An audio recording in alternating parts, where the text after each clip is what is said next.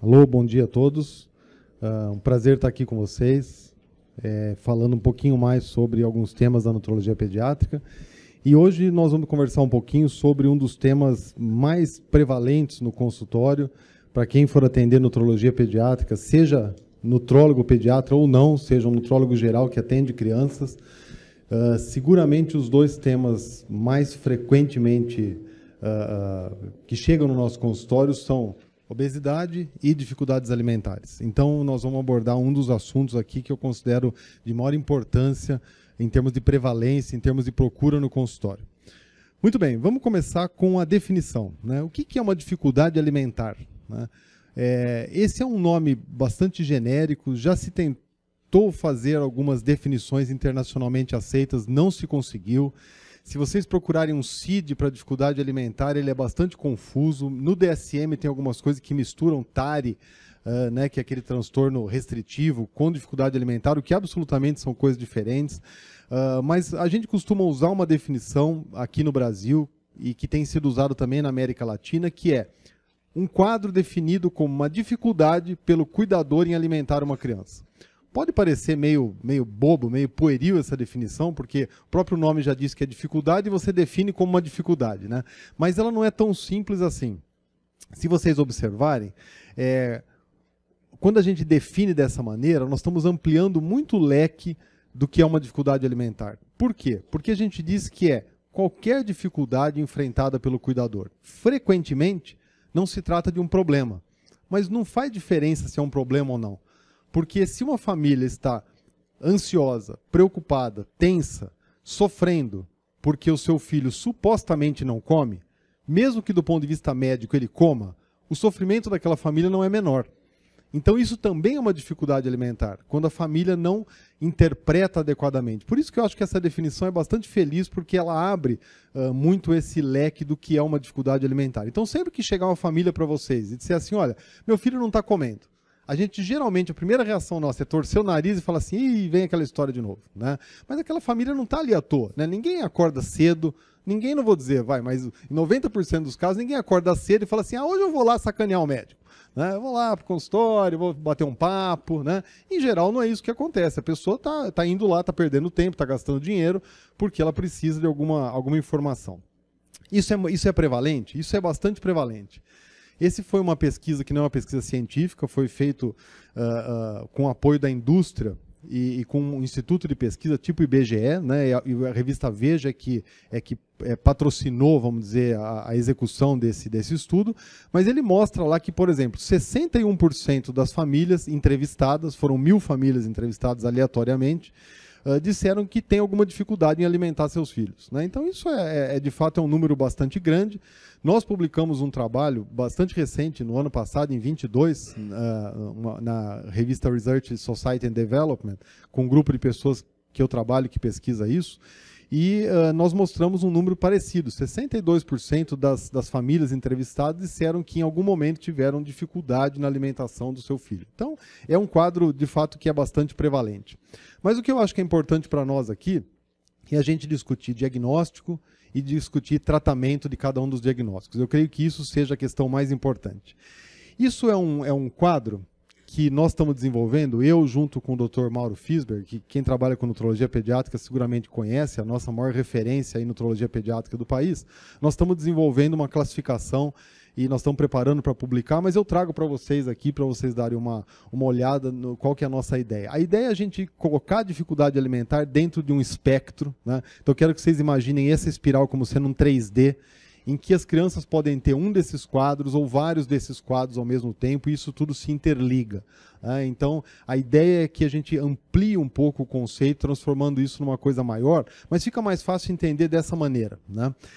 Dessa maneira, porque aqui nos dá uma ideia de gravidade progressiva. Então, vejam aqui que a gente começa a dizer que as crianças podem ter dificuldade alimentar com o primeiro item, que é quando os pais não interpretam adequadamente a alimentação da criança.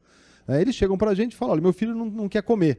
Mas você vai avaliar e tem uma série de coisas no entorno que mostram que, do ponto de vista técnico, a criança está comendo bem, mas os pais estão interpretando errado, o que não deixa de ser um problema. Tá? Porque a gente precisa cuidar dessas situações.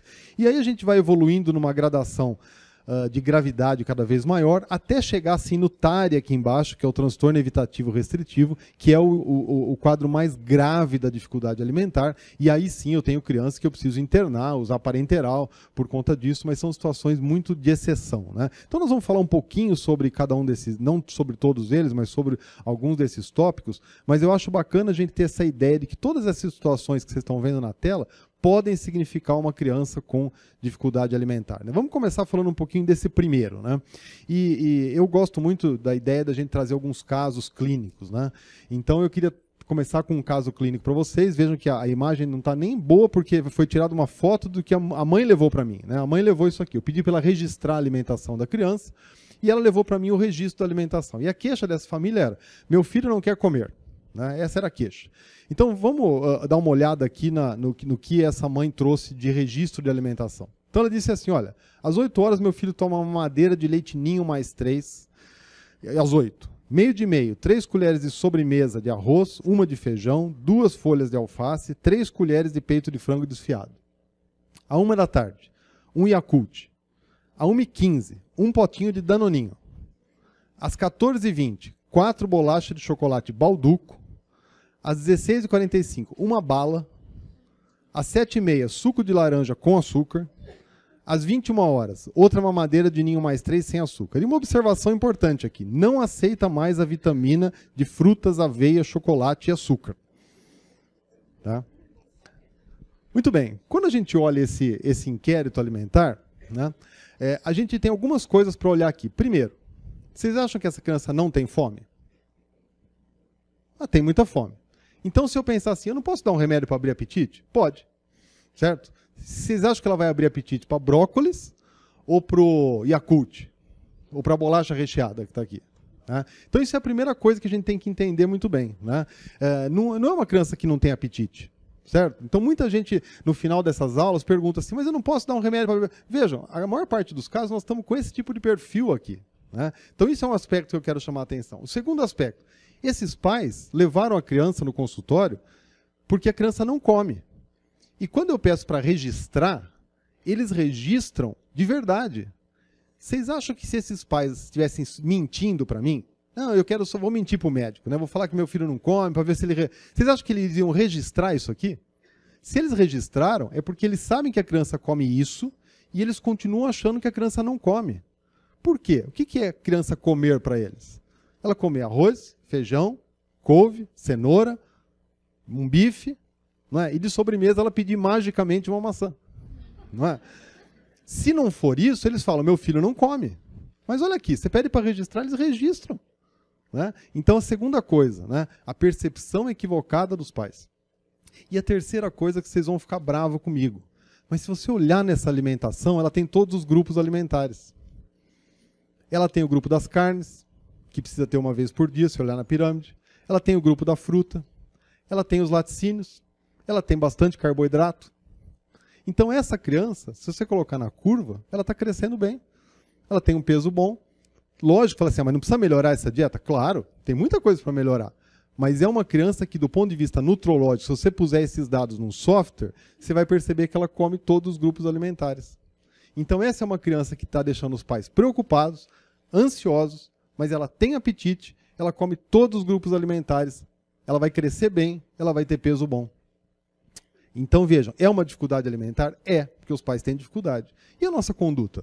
É o nosso sonho de consumo. Né? Eu tenho que pegar esse caso e orientar a família a melhorar essa alimentação de uma criança que tem apetite. Agora, é claro, se ela passar entre 1 da tarde e 4 da tarde comendo Yakult, danoninho, bolacha, bala, o apetite dela vai ser resolvido com essas coisas. E eu preciso fazer com que migrar esse apetite para coisas saudáveis. Mas eu posso fazer isso com calma, com tranquilidade, porque a criança está bem. Tá? Muito bem, esse é um dos casos mais frequentes que tem em consultório. A grande maioria dos casos é assim. A gente resolve com orientação nutricional, sem maiores problemas. Né? Muito bem. Eu destaquei isso aqui porque eu achei incrível. Né? Ela não aceita mais a vitamina de frutas com aveia, chocolate e açúcar. Ainda bem, né? Já melhorou, né? Já está melhor, já facilitou a nossa vida. Então, se vocês compararem isso aqui com a pirâmide, vocês vão ver que essa criança atende praticamente tudo que a pirâmide pede. De uma maneira não muito legal, mas atende. Agora, Essa mãe continua no pacote aqui de 64% das mães, segundo essa pesquisa publicada pela Ipsos, que se sente extremamente preocupada.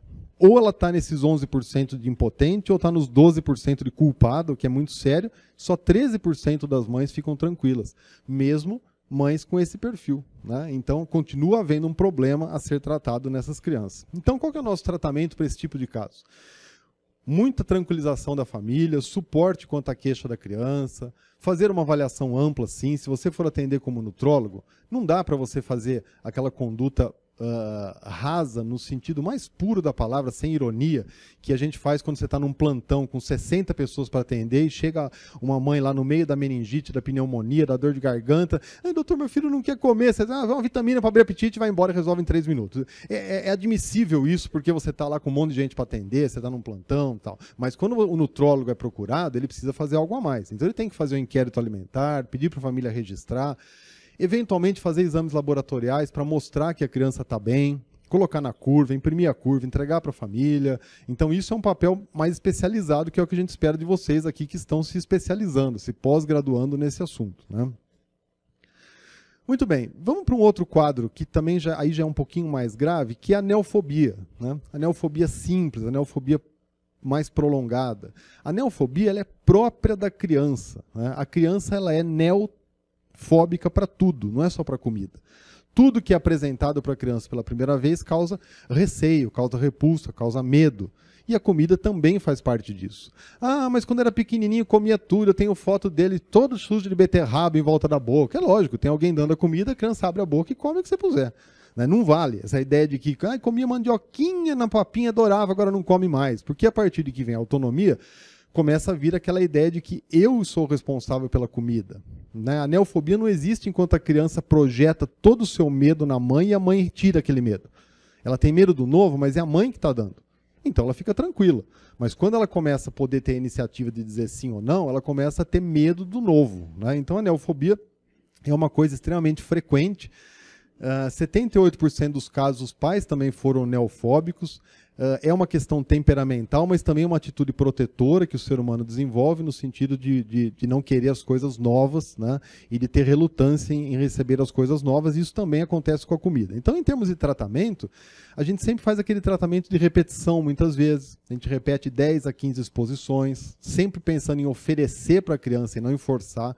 Forçar não conta, porque piora o quadro, né? Então você oferece para a criança muitas vezes, e deixa ela decidir se ela quer comer ou não, monta o prato com alimentos novos, os pais demonstram interesse pela comida, né? E eu sempre brinco com isso, mas eu acho importante brincar sempre para vocês gravarem, né? Pais mostrar interesse não é discurso, né? Eu sempre digo assim, a cara de um pai comendo brócolis não é a mesma de um pai comendo picanha. Então não adianta ele comer o brócolis e falar, ai, que delícia, porque o filho já viu a cara desse pai comendo torresmo, ele sabe que a cara é diferente. Né? Ele vê nos olhos a felicidade do pai comendo uma picanha. E o brócolis não. Então precisa demonstrar, comer aquilo com tranquilidade, colocar no prato arroz, colocar cenoura, brócolis, colocar uma carne gostosa e comer com o mesmo aspecto, para a criança perceber segurança naquilo. Né? Então isso a gente brinca, mas é verdade, é assim que a gente tem que fazer mesmo. Então demonstrar é diferente de falar. Discurso de que alimento é bom não rola. Tá? Não rola. Você fica com a cenourinha vai deixar você com a visão do super-homem, né? A criança acha lindo, acha bonitinho, pega a cenourinha na mão e não come.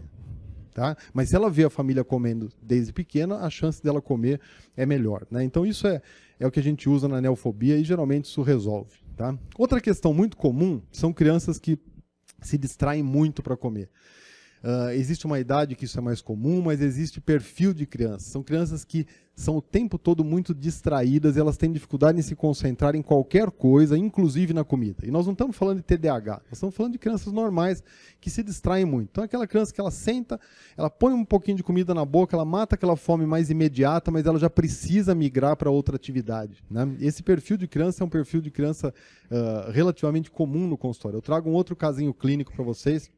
São todos casos do meu consultório, Então essa criança até 2 anos não tinha nenhum problema de alimentação, a partir de 2 anos a mãe começou a perceber que a criança não ficava mais sentada na mesa, porque com 2 aninhos ela já tem autonomia, ela já consegue, né, andar pela casa com mais tranquilidade, ela manifestava fome, mas quando ela começava a comer, ela rapidamente se dispersava, envolvia-se com qualquer distração do ambiente, e a mãe, obviamente, fez aquilo que é o clássico, né? Ela passou a andar com o prato atrás da criança pela casa. A criança ia para a televisão, ela ia com o prato atrás, e isso é uma cena que a gente vê se repetir. Mas olha que interessante o gráfico, a partir do momento em que a mãe conta essa história, de fato a criança ela declina no gráfico.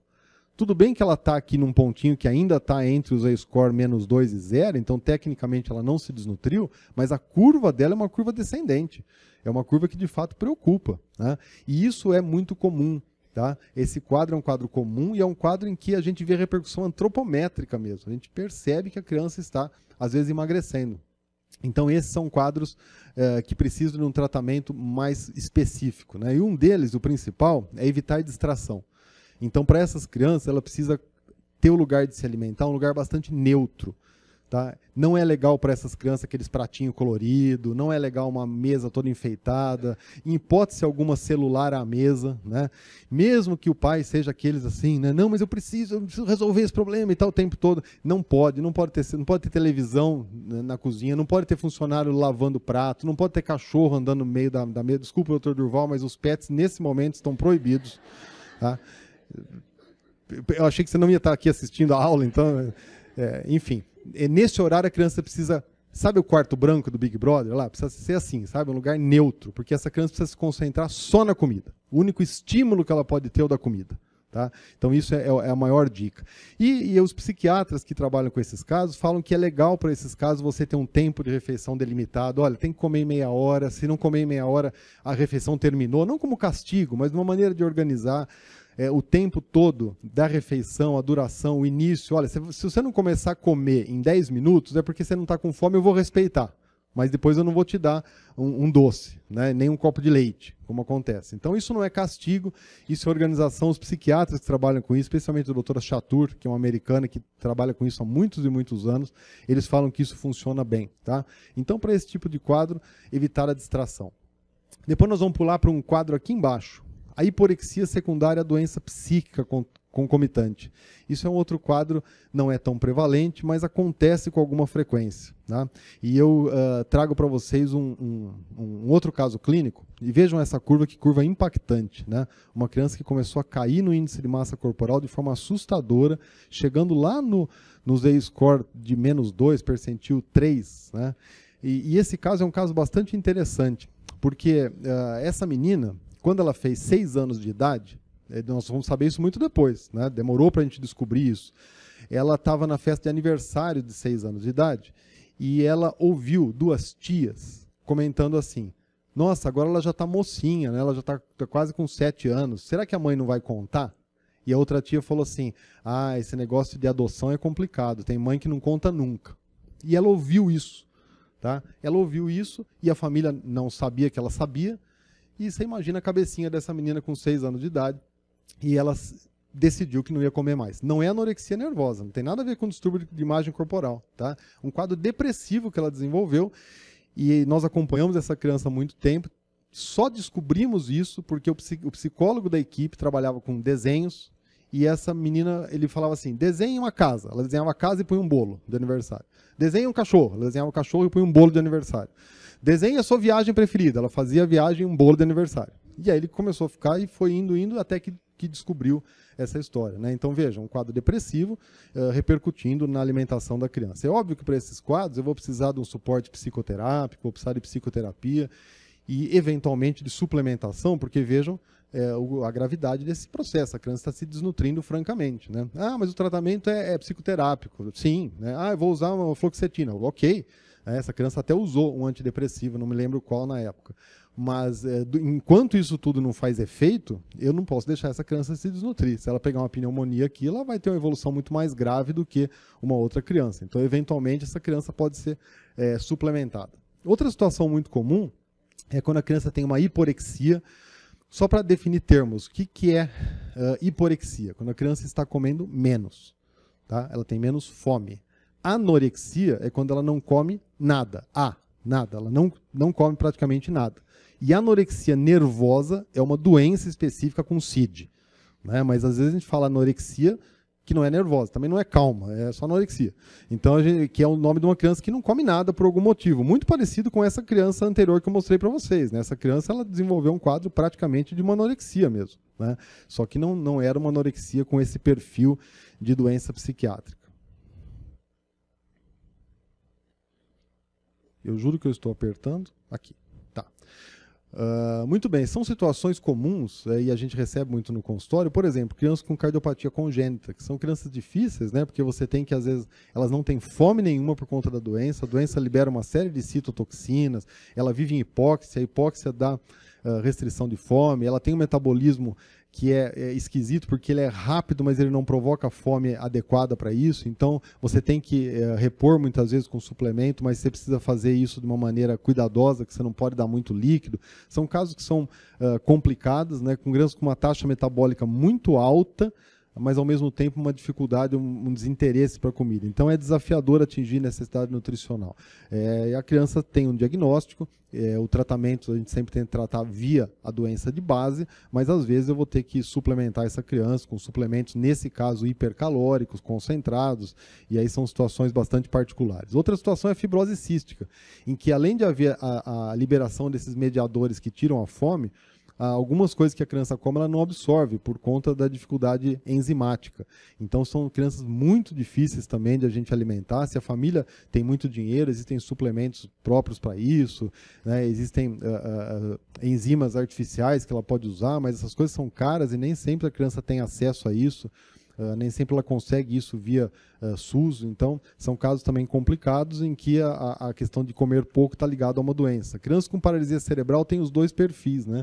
Tem aquela que come muito mal e se desnutre, e tem a criança com paralisia cerebral que tem tudo muito comprometido, menos a alimentação, e elas acabam engordando demais, porque elas comem muito, que acaba sendo a única fonte de prazer de alguma dessas crianças, né?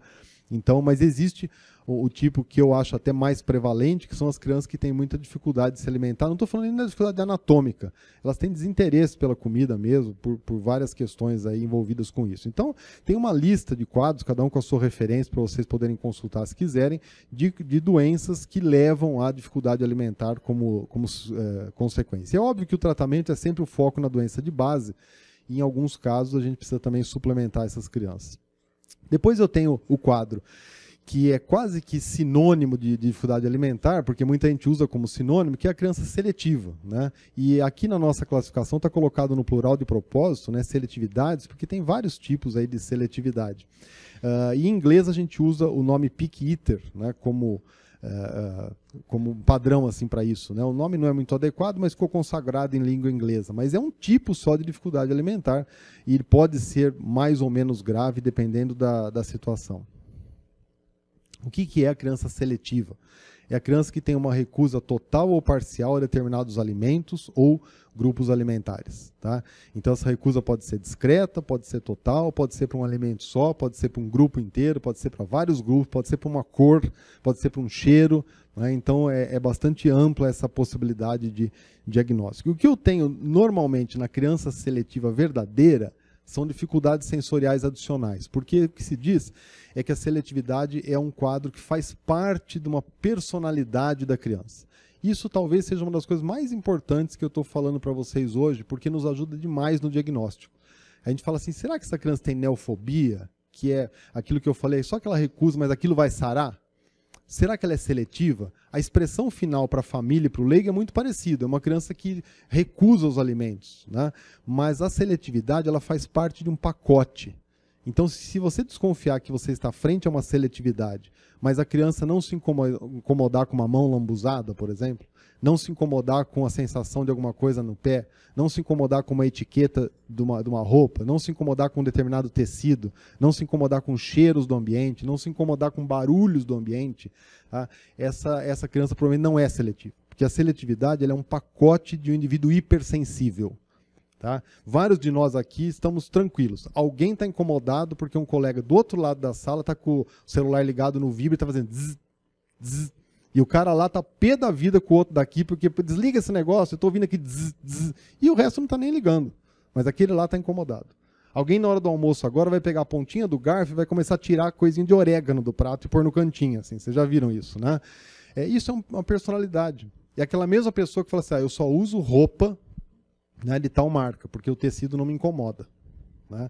Então, lembrem sempre disso para dar esse diagnóstico, porque a seletividade precisa ser diagnosticada porque ela é um quadro mais severo. Primeira coisa é respeitar o quadro. Né? A seletividade precisa ser respeitada, ela é uma doença, vamos chamar assim. Nos Estados Unidos, crianças seletivas com diagnóstico médico têm o mesmo tratamento de crianças alérgicas. A mãe tem direito de montar uma marmitinha e levar na escola, mesmo em escolas que não permitem que a família mande alimento. Do mesmo jeito que acontece com uma criança alérgica.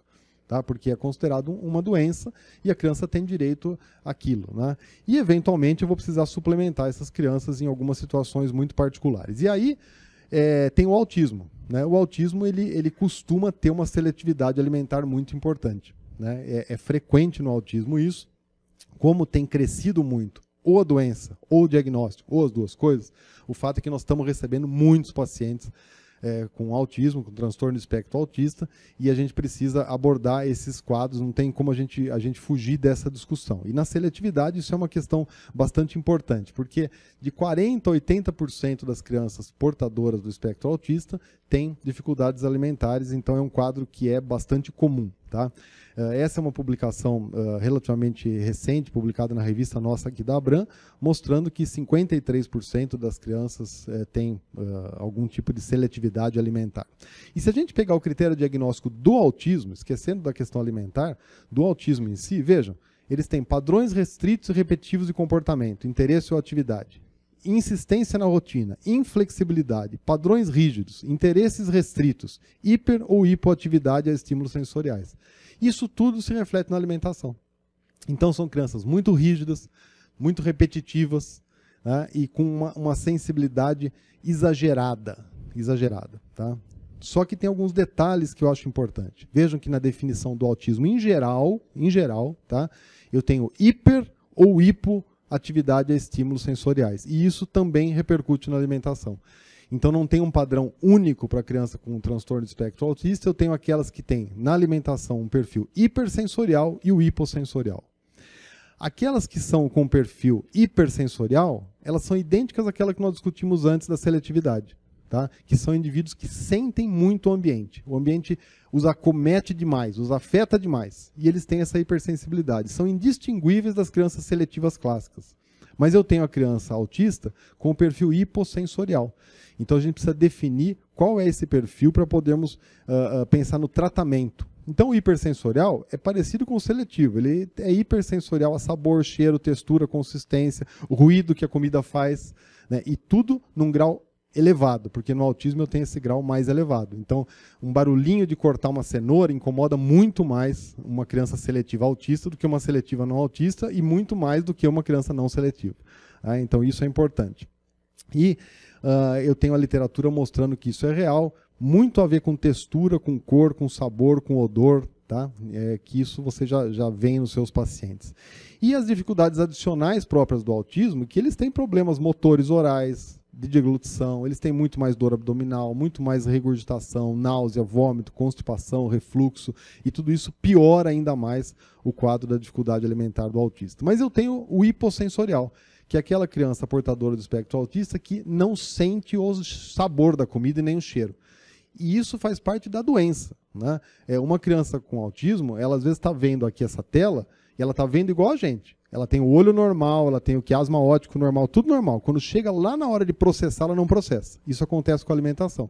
Então a criança vê a comida, ela põe na boca, em tese ela sente o gosto, mas na hora de processar na córtex gosto, ela não sente o gosto. E aí ela não tem interesse por comer, porque ela não sente gosto nem cheiro. Então é indistinguível do autismo de uma maneira geral. Tá? Isso acontece com várias coisas. Tanto é que tem um pessoal no Canadá, um grupo criado pelo Dr. Glenn Beral, que infelizmente faleceu precocemente, mas montou um grupo com isso, em que eles trabalham com essas crianças através do hipergosto. Então eles testam alimentos com pimenta, alimentos muito salgados, muito doces, muito barulhentos, porque se a criança usa um alimento com pimenta, a pimenta ajuda a cutucar a córtex para a criança sentir o gosto. Então, às vezes, essas crianças eu tenho que abusar do doce. Ah, mas o nutrólogo não faz isso. Mas é uma doença. Abusar do sal, abusar do tempero, aqueles temperinhos que vem no saquinho do miojo, sabe? É uma maravilha para essas crianças, né? Mas aquilo faz mal, a criança não come nada, você bota aquilo, ela come e tá feito o problema, você tem que resolver o problema. Então usa-se shoyu, usa-se curry, usa-se pimenta, usa-se mais sal, mais açúcar, porque é o que você tem para fazer, especialmente se a criança tiver repercussão clínica desse quadro. Se for um quadro leve ou discreto, não, mas se ela tiver repercussão, há que se fazer alguma coisa. Então, muitas vezes, eu preciso proporcionar uma sensação oral aumentada, com alimentos muito hiper saborosos, mais picantes, porque isso faz com que a criança consiga se alimentar adequadamente. A fobia alimentar é um quadro geralmente causado por algum evento traumatizante, né? Aqui um outro caso clínico para vocês, é uma criança que vinha muito bem de IMC, aqui ela teve um engasgo, ela vomitou e engasgou, e ela ficou com medo de comer tudo que era sólido. A família passou a alimentar só com líquido, todo alimento líquido tem densidade energética em geral menor, né? Porque você tem a água reduzindo a densidade, e a criança começou a se desnutrir, né? Por uma fobia alimentar. Então, só como um exemplo de que essas coisas acontecem, esse é um caso também lá da nossa clínica universitária. E aí eu preciso psicoterapia e eventualmente alguma suplementação, tá? E essa criança mesmo, eu dei um zoom aqui para vocês verem, acho que dá para vocês olharem aqui, a partir da suplementação ela teve essa resposta, né? Então a gente precisou suplementar essa criança até que a psicoterapia fizesse o efeito necessário. E sobre suplementação, eu sugeriria muito para vocês que lessem o nosso consenso. Nós publicamos um consenso na Abram recentemente, reunimos os experts mais importantes aí dessa área que trabalham com isso, que entendem de nutrologia, para escrevermos um material sobre quando suplementar crianças com dificuldade alimentar. Eu trago alguns highlights para vocês aqui. Então a gente suplementa quando eu fizer um inquérito alimentar e a ingestão calórica for insuficiente. A gente suplementa quando eu tiver peso e estatura ruim ou caindo, né? São duas situações em que a gente usa a suplementação. A gente suplementa quando tiver uma doença orgânica ou psicológica. Eu sei que ela existe, eu sei que eu vou tratar, mas enquanto o tratamento não faz efeito, eu não deixo a criança em risco nutricional, então a gente também usa a suplementação nesses casos. Quando a criança está em uso de um medicamento que reduz o apetite, né? Um exemplo clássico é a Ritalina, que ela reduz o apetite frequentemente, então eu às vezes preciso suplementar essas crianças. Quando eu tenho uma seletividade que é muito ampla, por um tempo prolongado, então, uma seletividade pontual, por exemplo, a criança não toma leite, né? Aí eu vou perguntar, o leite eu tomo para quê? Eu tomo porque tem cálcio, porque tem proteína de alto valor biológico. Eu consigo tirar a proteína de outro lugar? Sim, eu tiro da carne. Então está resolvido. E o cálcio? Não, o cálcio é mais difícil.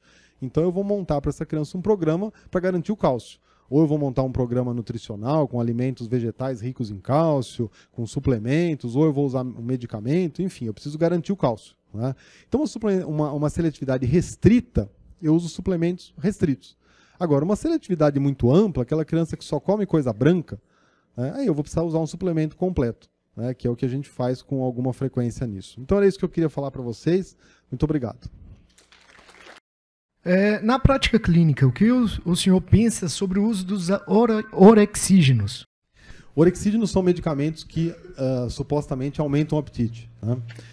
Os medicamentos que existem no mercado, principalmente a buclizina, eles têm um efeito bom por um tempo curto. Normalmente, de 40 a 60 dias, eles perdem o efeito, né? E a gente usa esses medicamentos em situações muito restritas, em que de fato há uma redução de apetite, por exemplo, por uma doença mais grave.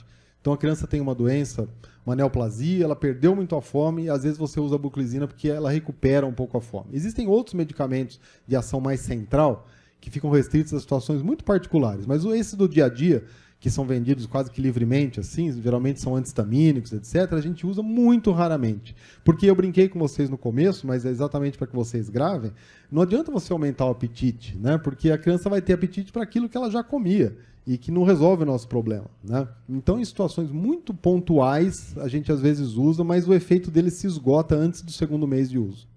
Mais uma questão, qual a sua opinião sobre o uso das vitaminas para abrir o apetite?